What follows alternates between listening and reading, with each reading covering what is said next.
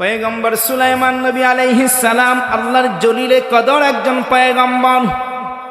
সুলাইমান নবী এত বড় জলিলে কদর একজন পয়গম্বর, যুদ্ধ বিগ্রহের মধ্যে দিন প্রচারের মাধ্যমে তার জীবনটা কাটে। সবাই তো জানি হাওয়ার তক্তে ভাসে, হাওয়ার তক্তে চড়ে চড়ে তারপরে সুলাইমান নবী রাজ্য শাসন করে।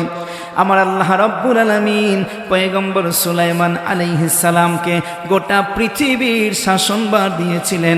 পৃথিবীর এমন কোনো 1 ইঞ্চি মাটিও বাকি ছিল না যেখানে সুলাইমানের রাজত্ব কায়েম ছিল না। মারহাবা বলে। এগুলো দিয়েছেন কে বলেন? আরো জোরে বলেন। যেই আল্লাহ দিতে পারে বলেন তো বাবা, ওই আল্লাহ যদি চায় আবার নিতেও পারে কিনা বলেন। আমার বন্ধুরা, সাইদুন দ্বীপ নামে একটা দ্বীপের সন্ধান পেলেন পয়গম্বর সুলাইমান। দ্বীপটাকে জয় করার জন্য সৈন্য সামন্ত নিয়ে তিনি সেখানে যুদ্ধ করলেন। ওই দ্বীপের যিনি প্রধান ছিলেন, দ্বীপের যিনি বাদশাহ ছিলেন, তার নাম হচ্ছে সাইদুন বাদশাহ। সাইদুন বাদশাকে তিনি হত্যা করলেন, পরাজিত করলেন এবং দিনের দাওয়াত দিলেন। দিনের দাওয়াত সাইদুন বাদশাহ গ্রহণ করলেন না। কিন্তু সাইদুন বাদশার শক্তি সামর্থ্য কম ছিল না, আধুনিক প্রযুক্তিও তার কম ছিল না।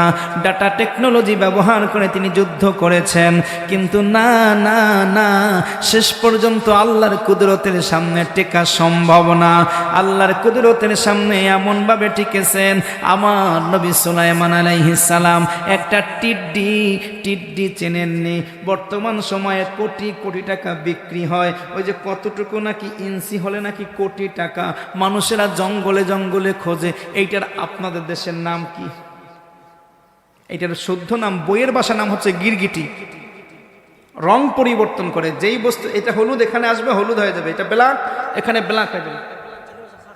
খাকলাস, কাকলাস। এবার চিনছেন নি? আসলে অনেক দাম, ঠিক কিনা? কাকলাস খোঁজেন গ্রামে গ্রামে, আমাদের অঞ্চলে খোঁজে বরিশালে। বাপরে বাপ, একটা গ্রুপই আছে, এদের কোনো কাজ নাই, কম্ম নাই, কিছু নেই। এরা শুধু গ্রাম ভরে গ্রাম, উপজেলার পর উপজেলা, জেলার পর জেলা ঘুরে বেড়ায়, কাকলাস খোঁজে। শুধু আমার ভাইরাম,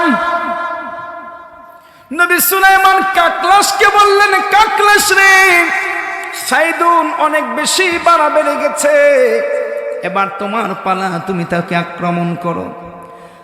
কাকলাস একটা লাফ দিয়া সাইদুনের চেহারার মধ্যে উঠে বসেছে। চেহারার মধ্যে উইটা 2টা হাত দিয়া, নখগুলো দিয়া, চোখ 2টা টান দিয়া সিরা ফালাইছে। কিন্তু সাইদুনের যে এত বড় বিপদ, পাশে থাকা তার নিজের দেহরক্ষীটাও দেখে না, দেখে ওস্তাদে খালি ছটফট করে। কিন্তু কোন জায়গা থেকে কি যে হয়ে গেছে, ওই যে কাকলাসের তোর চেহারাটাই এমন, যেখানে যায় সেখানকার রং ধারণ করে। এখানে যে ও বসছে এটাই ওরা দেখতে পায় না। এভাবেই দুনিয়া থেকে আল্লাহদ্রোহী এই সাইদুন রাজা বিদায় নিয়ে চলে গেলেন। কিন্তু সাইদুন রাজা রাজত্ব সুলাইমান নবীর রাজত্বের অধীন হয়ে গেল। তার ঘরের মধ্যে তার একটা সুন্দরী, পরমা সুন্দরী কন্যা ছিল। এই কন্যা সন্তানকে গিয়ে নবী সুলাইমান, এদেরকে তো হত্যা করবেন না, নবী সুলাইমান তাদেরকে বন্দী করে নিয়ে আসলেন। ওই সুন্দরী কন্যার সঙ্গে আরো 400 বান্দি দাসী ছিল, তাদেরকেও নবী সুলাইমান তার সিংহাসনে নিয়ে আসলেন। দীর্ঘদিন পরে নবী সুলাইমান আলাইহিস সালাম সাইদুনের কন্যার কাছে ইসলামের দাওয়াত নিয়ে গেলেন। ইসলামের দাওয়াত নিয়ে বললেন, সাইদুনের কন্যা, তুমি আর কতদিন এভাবে শোক পালন করবা, দিন কবুল করতে পারো? আমাকে তো দেখেছো, আমার লোকজনকেও তো দেখেছো, আমাদের দিনের মধ্যে আসতে পারো? বলেন তো বলেন, একজন মুসলমানের চরিত্র দেখার পরে একজন বিধর্মী, সে যেই ধর্মের হোক না কেন, যদি ইসলামের প্রতি সেই লোকটা উদ্বুদ্ধ না হয়, তাহলে আপনাকে ভাবতে হবে আমি সত্যিকারের মুসলমান এখনো হতে পারি না। মুসলমান তো সে, ও আমার মানিক কোনের বাবারা, মুসলমান তো সে যারে দেখার পরে একজন হিন্দু বলবে আহারে আমি কেন মুসলমান হয়ে জন্ম নিলাম না, একজন খ্রিস্টান বলবে আমি কেন মুসলমান হয়ে জন্ম নিলাম না। এমন ইসলাম, এমন ধর্ম আমাদের জন্য রাসূলুল্লাহ রেখে গেছেন, এমন আদর্শ। আর আজকে বাংলাদেশের মুসলমানদের দেখলে নাস্তিকটা পর্যন্ত বলে আল্লাহ বাঁচাইছে, আমি মুসলমান হই নাই, ঠিক কিনা বলে? এটা আমাদের দুর্ভাগ্য, এটা আমাদের খারাপ অবস্থা। পয়গম্বর সুলাইমান দাওয়াত দিলেন, মেয়েটা দিন ইসলাম কবুল করে নিলেন। এরপরে পয়গম্বর সুলাইমান সুন্দরী কন্যাকে বললেন তোমাকে আমি বিয়ে করতে চাই, যদি আমার সঙ্গে বিয়ে বসতে চাও আমি রাজি আছি। পয়গম্বর সুলাইমানের দাওয়াত পেয়ে মেয়েটা তার সঙ্গে বিয়ের পিড়িতে বসে গেল।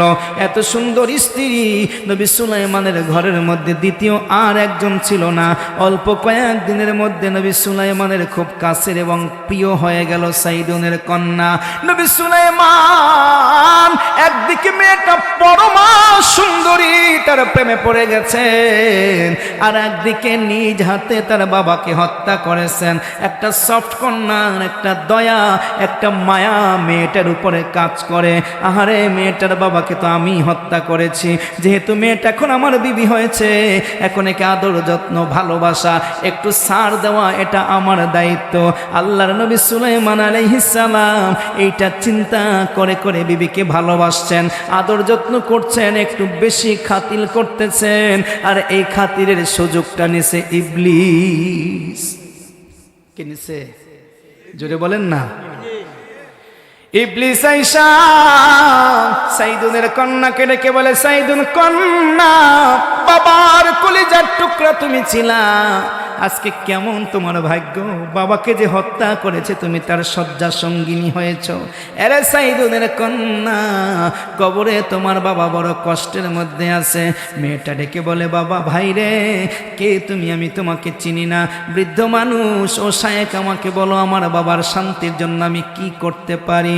এবার ওই ইবলিস শয়তান বৃদ্ধ বেশে বলে, তোমার বাবাকে তো তোমরা আগে পূজা করতা, তোমার বাবার একটা পাথরের মূর্তি বানাইয়া যদি তার পূজা করতে পারো, আর যদি একটা টিড্ডি তোমার বাবার জন্য তুমি জবাই দিয়ে প্রতিশোধ নিতে পারো, তাইলে তোমার বাবা কবরে শান্তি পাবে।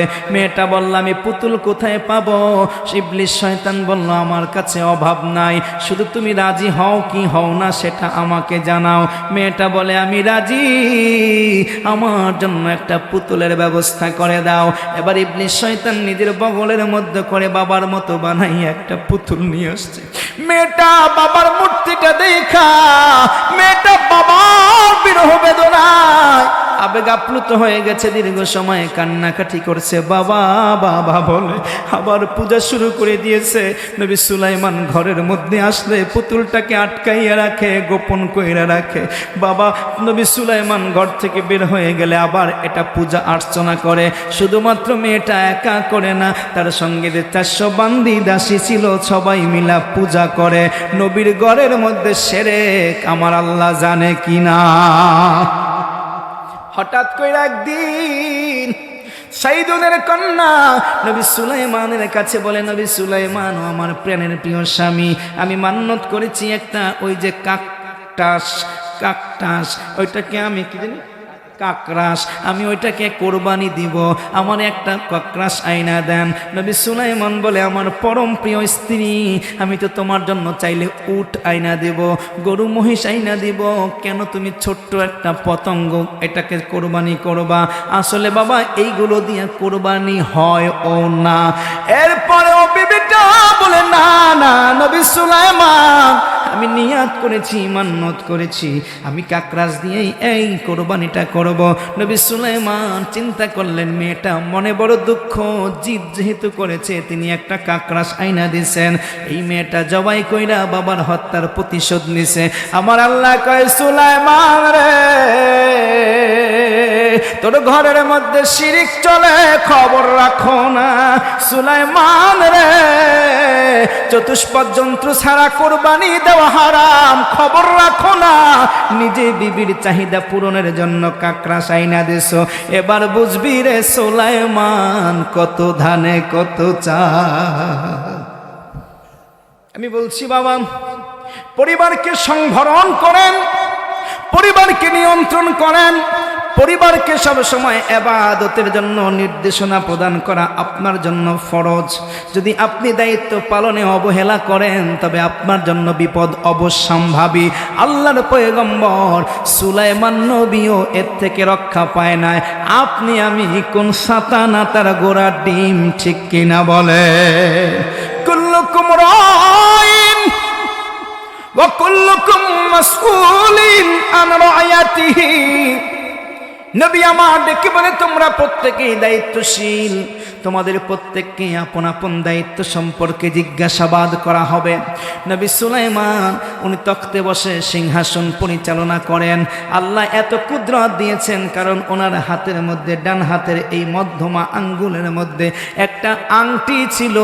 এই আংটিটা ছিল ইয়াকুত পাথরের। এই আংটির মধ্যে আমার মালিক আল্লাহর ইসমে আজম লেখা। ইসমে আজম এই পবিত্র নামটা ছিল।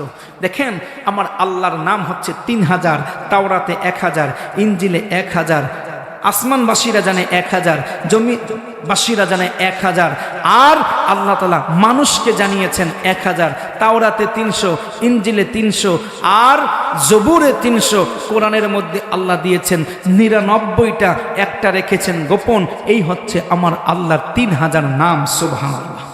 যাহা গোপন ওইটাই হচ্ছে ইসমে আজম। কোনো মানুষ যদি ইসমে আজম পেয়ে যায় এবং সেটা পরে আল্লাহর কাছে ফরিয়াদ জানায়, যা চাইবে আল্লাহ তাকে তাই দিবে। সুবহানাল্লাহ। এজন্য ওলামা একরামগণ বলে থাকেন, এক্সাক্ট বলা যায় না, কিন্তু ইসমে আজমের অনেকগুলো, কেউ কেউ বলেছেন আল্লাহ, এটা হচ্ছে ইসমে আজম, আর কেউ কেউ বলেছেন হাইয়ুল কাইয়ুম, এটা হচ্ছে ইসমে আজম। এজন্য আমি অনেক সময় মানুষকে সবক দিই, বিপদে আপদে পড়িল, বিপদে আপদে পড়লে, দুঃখ দুর্দশা হলে আপনি হাইয়ুল কাইয়ুম, হাইয়ুল কাইয়ুম এটা বেশি বেশি পড়বেন। ইয়া হাইয়ু ইয়া কাইয়ুম, ইয়া হাইয়ু ইয়া কাইয়ুম, এটা পড়ে পড়ে আল্লাহর কাছে সাহায্য চাইবেন। আল্লাহ অবশ্যই অবশ্যই আপনাকে সাহায্য করবেন ইনশাআল্লাহ। সুলাইমান নবীর আংটির মধ্যে ইসমে আজম লেখা আংটিটা নিয়ে তোমার বাইতুল খলা বাথরুমে যাওয়া যায়নি, কথা কন না, প্রস্রাব পায়খানায় যাওয়া যায় না। আংটির মধ্যে যদি আপনার কোনো আল্লাহ নামটা লেখা থাকে, অনেক মানুষ ভক্তি করে আংটির মধ্যে আল্লাহ নাম লেখায়। অনেক তাবিজ আছে এখানে আল্লাহ লেখা, তাবিজগুলো ঝুলানো। মনে রাখবেন প্রিয় মুসলমান ভাইরা, এগুলো নিয়ে কিন্তু বাথরুম টয়লেটে প্রবেশ করা যায় না, খুলে বের করে রেখে যেতে হবে। নবী সুলাইমানের আংটির মধ্যে ইসমে আজম লেখা, উনি টয়লেটে এগুলো নিয়ে ঢুকতে পারেন না, ঢুকেন না। এই জন্য ওনার বিশ্বস্ত একজন বান্দি, ওনার নাম হচ্ছে আমেনা। আমেনার কাছে আংটিটা দিয়া উনি বাইতুল খলার মধ্যে প্রবেশ করেন। হাজত সাইরা আংটিটা নিয়ে আবার দায়িত্বে বসেন। হঠাৎ করে একদিন ঢুকেছেন বাইতুল খলার মধ্যে, আংটিটা আমেনার কাছে। ওদিকে সখর জিন, জিনের নাম হচ্ছে সখর। ইনি নবী সুলাইমানকে সামনে সামনে ভালোবাসতেন, কিন্তু অন্তরে নবী সুলাইমানের প্রতি অনেক বিদ্বেষ, অনেক রাগ ছিল। সখরা জিন আইসা আমেনার কাছে নবী সুলাইমানের রূপ ধারণ কইরা বলে, আংটি দাও। আংটিটা পইরা রাজ সিংহাসনের মধ্যে বসে গেলেন। নবী সুলাইমান পয়গম্বর ওই বাথরুম টয়লেট থেকে বের হইয়া উনি আমেনার কাছে বলে, আমার আংটি দাও। আমেনা বলে, কিসের আংটি? তা তো নবী যারটা সে নিয়ে গেছে, তোমার এত বড় সাহস কেমন কইরা হলো, আংটি চাও? নবী সুলাইমান জাগার মধ্যে অবাক। কি বলো? আরে আমি তো নবী, তুই কেমন চিনতে পারছ না? আমেনা কি তা কস? আমেনা কয়, তো জ্বললে বেললে আগুন, যে তুমি কি যাইবা এখান থেকে? পাগল কোথাকার, রাজদরবারের মধ্যে ঢুকলা কিভাবে? এটা সুলাইমান নবীর কামরা, বাদশার কামরা, হে তুমি ঢুকলা কিভাবে? আমি কি ডাকবো না তুমি বের হবা? পাগল কোথাকার। নবী সুলাইমান কয়, কাম হইছে, আমার বিলাই আমারে কয় মেয়, আমি কি এখন আর আসি? আল্লাহর পয়গম্বর সুলাইমান বিপদে পড়েছেন, বিপদের সমূহ সম্ভাবনা দেখে আর কথা বাড়ালেন না। উনি চলে গেলেন সিংহাসনের রাজদরবারে, গিয়ে দেখলেন যা হওয়ার তা হয়ে গেছে। ওনার নিজের অধীনস্থ একটা জিন, যার নাম হচ্ছে সখর জিন। সখর জিন আংটিটা পইরা সিংহাসনের মধ্যে বসা, একবার গিয়া ডাক দিছে, সখর বেটা তুই নাম, আমার সিংহাসনে কেন বসছ? সঙ্গে সঙ্গে রাজ সিংহাসন থেকে সখর জিন ধমক দিছে। এরপরে আবার আসিফ বিন বরখিয়া, নবী সুলাইমান নবীর বিশ্বস্ত উজির ছিলেন, আসিফকে ডেকে বলে, আসিফ, আরে আসিফ তুই কি দেখোস না এখানে কে বসে আছে? ও তো সখর জিন। এবার আসিফও চিনতে পারে না, উনি যদি নবী সুলাইমান না হয় তাহলে উনি কে, উনি যদি হয় তাহলে উনি কে। উনি বিপদের মধ্যে পড়ে গেছে। রাজদরবারের সবাই সৌকান সৌকান বলে পাগলকে তাড়িয়ে দিছে। নবী সুলাইমান বলে অবস্থা বেগতিক, এইখানে চিল্লাইয়া মার্কেট পাওয়া যাবে না, এইখানে যার কাছে যাওয়া লাগবে তিনি কে? واستعينوا بالصبر والصلاة।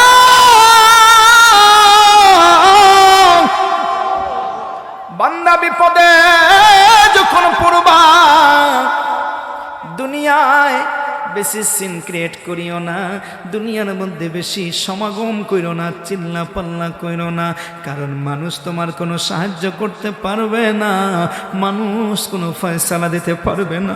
এই দুনিয়ার মধ্যে সব ফয়সালার বড় ফয়সালা যিনি করবেন তিনি আমার আল্লাহ। আল্লাহর পয়গম্বর সুলাইমান বুঝে ফেললেন কি যেন গুনাহ আমার থেকে হয়ে গেছে, কি যেন ভুল আমার থেকে হয়ে গেছে। আমার মালিক আমারে শাস্তি দিতে চায়। আমি মালিক যদি আমারে শাস্তি দিতে চায়, আমি সুলাইমান ও মালিক তোমার শাস্তি মাথা পাইতা নিতে রাজি। নবী সুলাইমান চলে গেলেন বাইতুল মুকাদ্দাসে জিয়ারত কইরা। কোথায় যাইবেন, কি খাইবেন? কারো কাছে চাকরি চায়, চাকরি পায় না। গোটা বিশ্বের সম্রাট রাজা দিরাজ নবী সুলাইমান এখন কাজ পায় না, খাবার পায় না। নবী সুলাইমান যার কাছেই বলে, ভাই আমার একটু কাজ দাও, আমার একটু খাবার দিবানি, কেউ তারে খাবার দেয় না। নবী সুলাইমান বারবার প্রত্যাখ্যাত হয়, আর নিজেরে বলে, ও বিশ্ব সম্রাট সুলাইমান এবার বোঝো,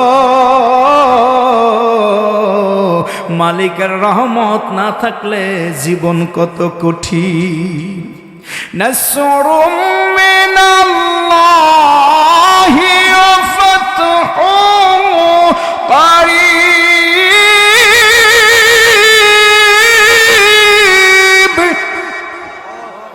বলো মালিক কোনের যুবক ভাই, আমার মালিকের রহমত আমার সঙ্গে আছে কি নাই?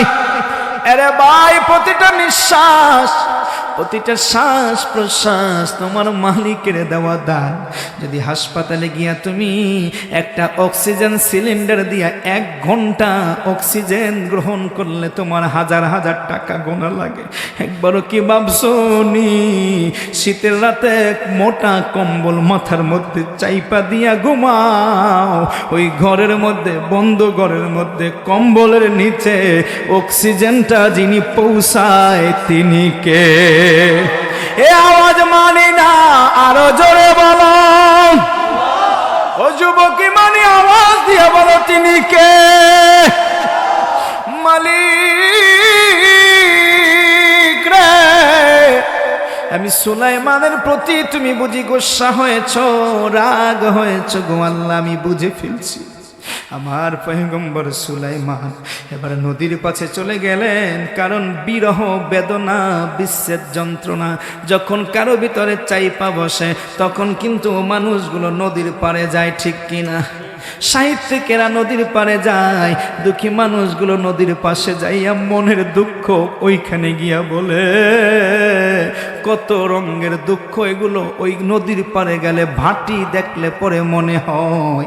নবী সুলাইমান আলাইহিস সালাম নদীর পাড়ে গেছে, কিন্তু পেট তো আর নদী দেখতে চায় না, পেট তো খাবার চায়।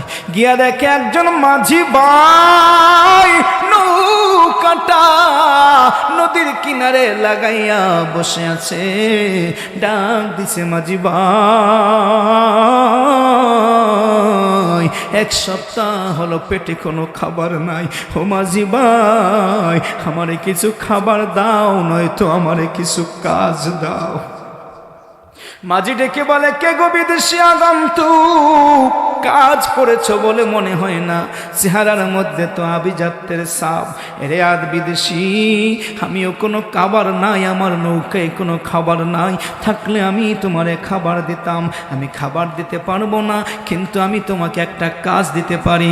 আমার নৌকায় একজন হেল্পার, আমার সহকারী প্রয়োজন মাছ ধরার জন্য।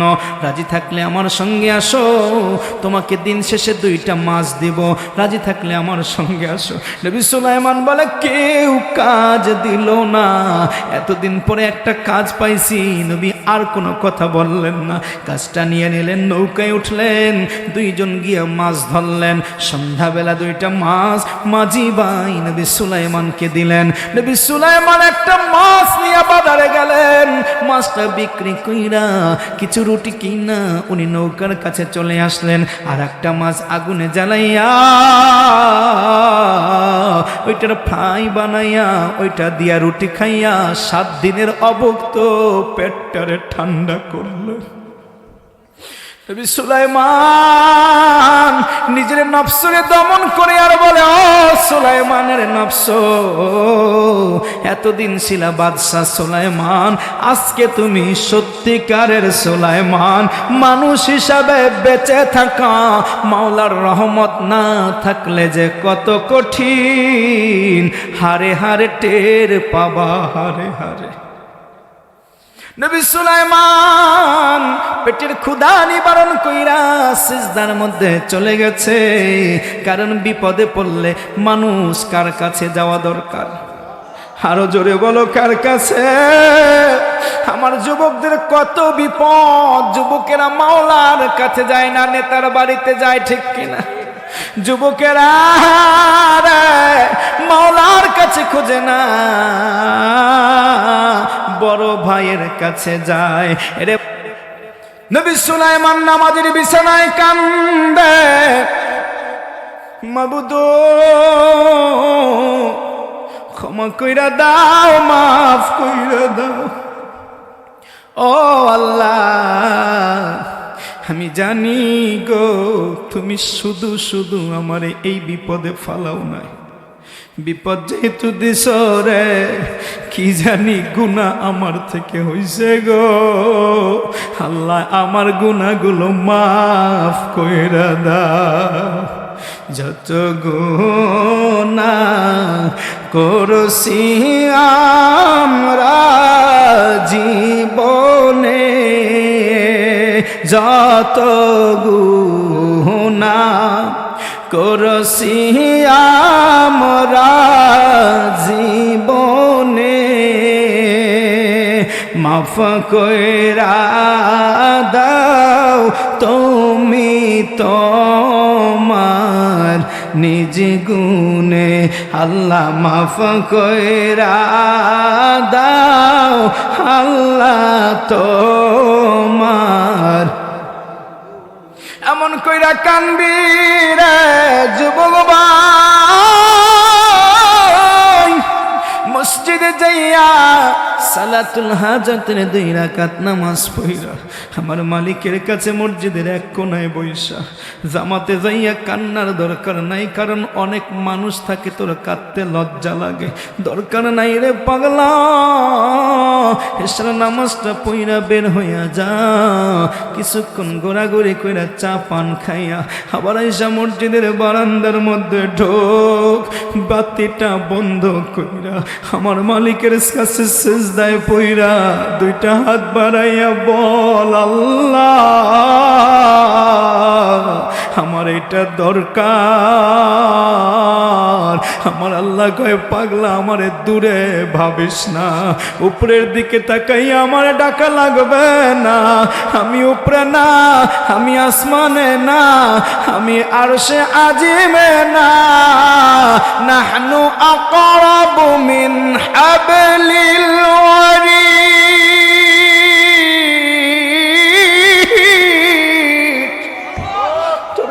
তোমার সার রগটা গো, এই রগের চাইতেও কাছে আমি আল্লাহ। ডাকো না তাই আমার পাও না, হে যুবক কোনো দিন আমার ডাকো না তাই আমার পাও না। নবী সুলাইমান কান্দে, সকালবেলা আবার কাজে চলে গেছে। এভাবে চলতে লাগলো। একদিন নবী সুলাইমান এখানে আছে, মাঝি লোকটা ডেকে বলে, বাবা রে, তুমি তো দেখতেছি অনেক ভালো একটা ছেলে। আরে বাবা, আমার বাড়িতে আমার একটা কন্যা আছে, সুন্দরী রূপসী কন্যা। আমি আমার কন্যাটাকে তোমার কাছে বিয়ে দিতে চাই। আমার কন্যাটাও তোমাকে পছন্দ করেছে। কেন পছন্দ করেছে জানেননি? একদিন বাবার জন্য বাড়ির থেকে খাবার রান্না করে মেয়েটা নিয়ে আসছে, দেখে রাস্তার পাশে নবী সুলাইমান ঘুমিয়ে আছে, আর একটা সাপ আইসা মুখের মধ্যে পাতা নিয়া নবী সুলাইমান রে বাতাস কইরা দেয়। মেয়েটা বাড়ি গিয়া বাবারে বলে, বাবা, তোমার সঙ্গে কাজ করা যুবকরে আমি বিয়ে করব, এর ছাড়া আমি অন্য কাউকে বিয়ে করতে রাজি না। বাবা বলল, এরে মেয়ে, কেন আমি তোমাকে তার সঙ্গে বিয়ে দেব? সে তো একজন চাকর মাত্র। মেয়েটা বলে, না, আমি মানি না, আমি তার সঙ্গেই বিয়ে বসবো। বাবা এত বুঝায় না, এরকম সাধারণ একটা চাকরের কাছে আমি তোর বিয়ে দিব না। মেয়েটা বলে, না, আমি মানি না। নবী সুলাইমান রে বৃদ্ধ মনে করছে চাকর। অবশেষে মেয়ের পিড়িতে আয়েশা পয়গম্বরের কাছে বলে, বাবা, আমার মেয়েটা বিয়ে করো। নবী সুলাইমান বলে, বাবাজি, আমার আপনি মাত্র 2টা মাছ দেন, এই দিয়ে আমার খাবার তো নিজেরটাই চলে না। আমার বাড়ি নাই, ঘর নাই, আমি কেমনে বিয়ে করে বউকে খাওয়াবো? আমার তো কিছুই নাই। বৃদ্ধ লোকটা বলে, বাবা, চিন্তা করা লাগবে না, আমি তোমার খাবারের ব্যবস্থা করব, থাকার ব্যবস্থা করব, আমার বাড়িটা আমি তোমাকে দিয়ে দিব। বিয়ে হয়ে গেল। নবী সুলাইমান আলাইহিস সালাম এভাবে চলতে 40 দিন। কয়দিন? 40 দিন পরে এদিকে রাজ দরবারের ঘটনা একটু শোনো। সখর জিন রাজপ্রাসাদের মধ্যে বসছে। আগে তো ছিল নবী, তার হিকমত এবং প্রজ্ঞা দিয়া রাজ্য শাসন করছে। এই আহাম্মক জিন তো আর সেই প্রজ্ঞা নাই, আছে শুধুমাত্র কাঠাম, কিন্তু কাঠাম দিয়া তো রাজ্য চলে না। আসিফ বিন বরখিয়া দিন অনুভব করতেছেন, না, ইনি তো আমাদের পয়গম্বর সুলাইমান হতে পারে না। আসিফ বিন বরখিয়া তথ্য নেওয়ার জন্য, গোয়েন্দা ভিত্তি করার জন্য, তদন্ত করার জন্য নিজে এবার তদন্ত শুরু করে দিলেন। অন্দরমহলে চলে গেলেন। অন্দরমহলে যাওয়াও তো নিষিদ্ধ, যেতেও তো পারে না। এরপরেও অনেক কষ্ট করে অন্দরমহলের প্রধান ফটকে গিয়া আমেনাকে ডাকলেন। আমেনা হচ্ছেন বিশিষ্ট খাদেমা। আমেনা রে, আমাদের নবী সুলাইমান নবী কোথায়, তার সম্পর্কে খবর আসেনি। আমেনা ডেকে বলে, ভাই আসিফ বিন বরখিয়া, আমরা ভিতরের মহিলারাও তো চিন্তিত। আজকে 40 দিন হতে চললো, নবী সুলাইমান বাড়ির মধ্যে আসে না। তিনি কোথায় গেছেন কোনো খবর নাই, তার কোনো কিছু নাই। ভেবেছি হয়তো কোনো সফরে দূরদেশে গিয়েছেন। আপনি বলেন, তিনি তো নাই। এদিকে আসিফ বিন বরখিয়ার তো যা বোঝার হয়ে গেছে। প্রতিদিন রাজ দরবারে সুলাইমান সিংহাসনে বসে, কিন্তু বাড়ির মানুষ জানেই না যে বাড়িতে নবী সুলাইমান 40 দিন পর্যন্ত আসে না। এই বিষয়টা বুঝা আসিফ বিন বরখিয়া রাজদরবারে যাইয়া এবার ওই সকল জিনকে আটকাইছে। আরে আহাম্মক, কোথায় পালাবি বল, আমার নবী সুলাইমান কোথায়? সকল জিন দেখে তো জীবন তো থাকবে না। এরপরে পালাইয়া রাজদরবার থেকে বের হইয়া আংটিটা খুইলা নদীর মধ্যে ফালাইয়া সকল পালাইয়া যায়। নবী সুলাইমান মাঝির জামাতা, মাঝি জেলের মেয়েকে নিয়া নবী সুলাইমান সুখে শান্তির জীবন যাপন করে আর রাত্রিবেলা মাওলার দরবারে কান্দে। একনিষ্ঠভাবে মাওলার দরবারে কাঁদায় যে এত মজা।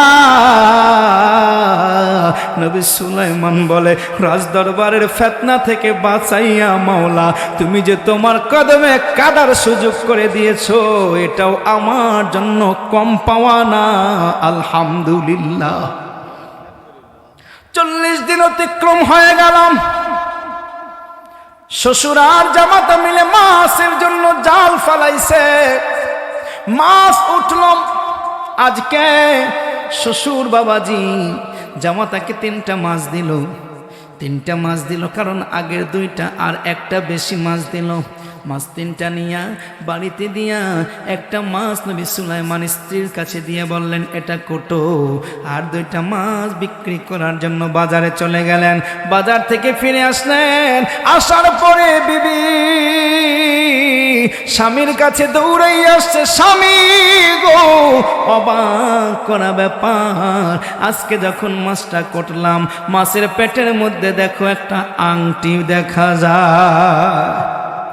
আংটিটা দেখে আমি অবাক, এমন আংটি আমি জীবনে দেখি নাই। আংটির মধ্যে কি যেন লেখা, আর আংটিটা জকমক জলমল করে। জীবনে বহু আংটি দেখছি, কিন্তু এমন আলোকিত নূরের আংটি বিবি বলে আমি দেখি নাই। আমার নবী সুলাইমান আংটিটা দেখা একটা নজর বুলাইয়া আমার মালিকের কদমে সিজদায় পড়ে গো। আংটির দিকে হাত বাড়ায় না, নবী তো যা বোঝার তা বুঝা গেছে। আংটিটা না ধইরা নবী গো নবী যায় না, মাঝে যাই আসে যাই লুটাইয়া ডাক দেয়, আল্লাহ তোমার খেলা বোঝা বড় দায় রে। তুমি আমি সুলাইমানের বাদশাহীর আসনে বসাইয়া ফকির বানাইয়া জেলের নৌকায় থাকাইয়া জেলের জামাই বানাইয়া রাখতেও পারো, আবার ওই জেলের ঘরে জেলের মেয়ের হাতে তখতে সুলাইমানির সেই আংটিও দিতে পারো। وتعز من تشاء وتذل من تشاء بيدك الخير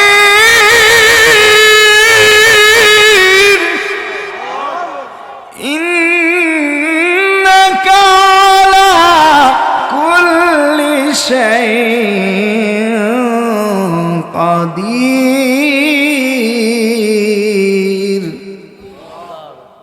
মওলা রে, ও আল্লাহ তুমি এমন করে অবস্থা তোমার, আল্লাহ সব কিছু তো আমি বুঝে গেছি।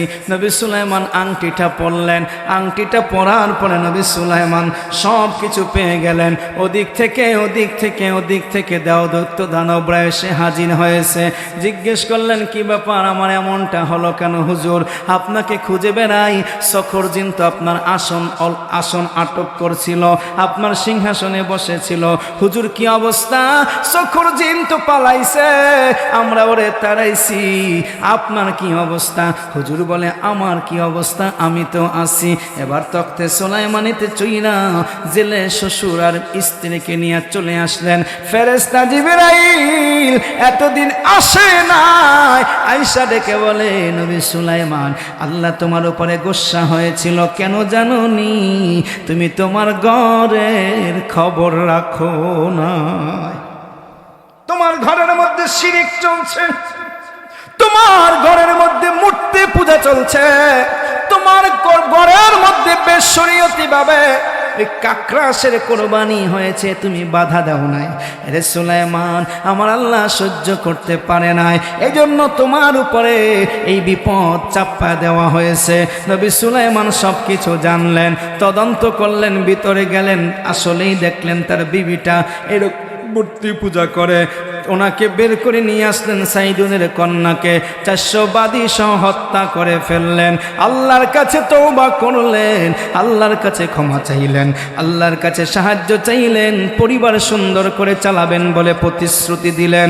এবার মানিক কন্যার বাবারা, আমি তোমার কাছে বলতেছি, আমার মালিক আল্লাহ তোমাকে নির্দেশ দেয়, পাগলা রে, মনে রাখবা পাগলা, এই দুনিয়া আসল জায়গা না, এই দুনিয়ায় চিরদিন কেউ থাকার জন্য আসে নাই। তোমার জন্য নির্দেশ হচ্ছে আমর আহলাকা বিসসালাত, তোমার আহলে নামাজের সবক দিবা, নামাজের নির্দেশ দিবা, ওয়াসতাবির আলাইক, এবং এর উপরে তোমাকে থাকতে হবে। এবার বলো তো, থাকবা কি থাকবা না? নামাজ পড়বা কি পড়বা না? পরিবারকে নামাজি বানাবা কি বানাবা না? সিদ্ধান্ত তোমার। পরিবারকে যদি নামাজি বানাও, তোমার জন্য জান্নাত। আর পরিবার সহ যদি নামাজ পড়তে না পারো, ফিতনায় পড়লে কেউ বাঁচাইতে আসবে না। ঠিক কিনা বলো? মালিক